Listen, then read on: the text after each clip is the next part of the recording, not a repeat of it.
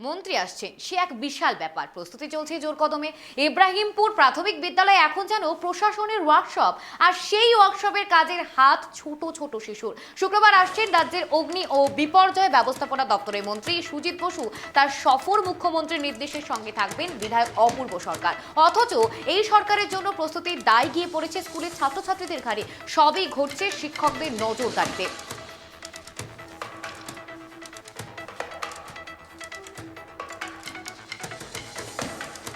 এই মুহূর্তে আমাদের সঙ্গে টেলিফোন লাইনে রয়েছে আমাদের প্রতিনিধি সাগর। সাগর, এই মুহূর্তে আর কি খবর আসছে বা আর কি আপডেট পাওয়া যাচ্ছে?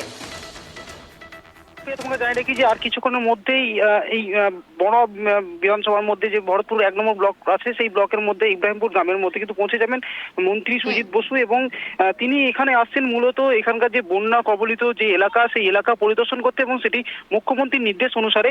এবং এখানে করে যেই এলাকায় বন্যা কবলিত যেসব মানুষগুলো আছে তাদেরকে যে পৌঁছে দেওয়া হবে যে ত্রাণের সামগ্রী, সেই সামগ্রী কিন্তু ইব্রাহিমপুর প্রাথমিক শিক্ষা কেন্দ্রে যে ছোট ছোট বাচ্চা যে শিশুরা আছে তাদেরকে দিয়ে নামানো হচ্ছে ট্রাক থেকে সেই মালপত্র।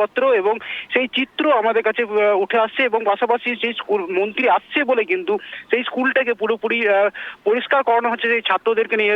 এমনকি সেই ক্লাস বন্ধ করে ছাত্র স্কুলে যে শিক্ষক এবং শিক্ষিকা আছে তারা নিজের দায়িত্ব নিয়ে সেই ছাত্রদেরকে দিয়ে এই সমস্ত কিছু কাজগুলো করাচ্ছে, এমনই চিত্র উঠে আসছে সুপ্রিয়া। এই খুদে খুদে শিশুদেরকে দিয়ে যে এইসব পরিষ্কার পরিচ্ছন্ন করা হচ্ছে, তা কি করে সম্ভব? একটা মন্ত্রী আসবে, তার জন্য সে বাচ্চারা কেন ভুগবে, এ নিয়ে আর কি জানা যাচ্ছে?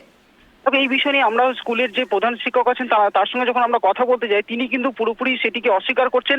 এবং তিনি বলছেন যে এই স্কুলের মধ্যে যে 4 জন যে কর্মচারী আছে যারা রান্নার কাজে যুক্ত থাকে, তাদেরকে এই বিষয়টাকে বলা হয়েছিল যে স্কুলটাকে পরিষ্কার পরিচ্ছন্ন করে রাখা, কিন্তু সেই বিষয়ে কিন্তু তারা এখনো পর্যন্ত সেগুলো করেনি। এবং পাশাপাশি এবং তাদেরকে দিয়ে যখন করানো হয়েছে তারা কিন্তু টাকা চেয়েছিল, সেই কারণে সেই টাকা স্কুল কর্তৃপক্ষ দিতে পারেনি বলে সেই কাজ কিন্তু তারা করে না।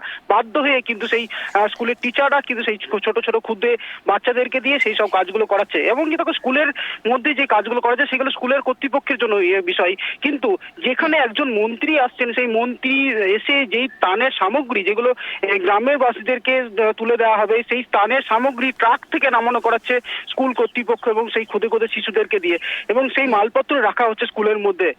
এমনই একটি চিত্র ধরা পড়ছে সুপ্রিয়া। ধন্যবাদ সাগর তোমাকে। আমাদের প্রতিনিধি আমরা জানিয়েছে, মন্ত্রী আসার আগে শিক্ষা নয় শ্রম, রীতিমতো শিশুদেরকে দিয়ে করা হচ্ছে স্কুল পরিষ্কার। রীতিমতো সেই চিত্রই কিন্তু আপনারা দেখতে পাচ্ছেন, এবং শিশুদের হাতে রয়েছে ঝাড়ু। যেখানে থাকার কথা বই, সেখানে রয়েছে তাদের হাতে ঝাড়ু। এবং মন্ত্রী আসার আগে শিক্ষা নয় শ্রম, রীতিমতো খুদে খুদে বাচ্চাদেরকে দিয়ে ঝাড়ু হাতে পরিষ্কার করানো হচ্ছে সে স্কুল চত্বর।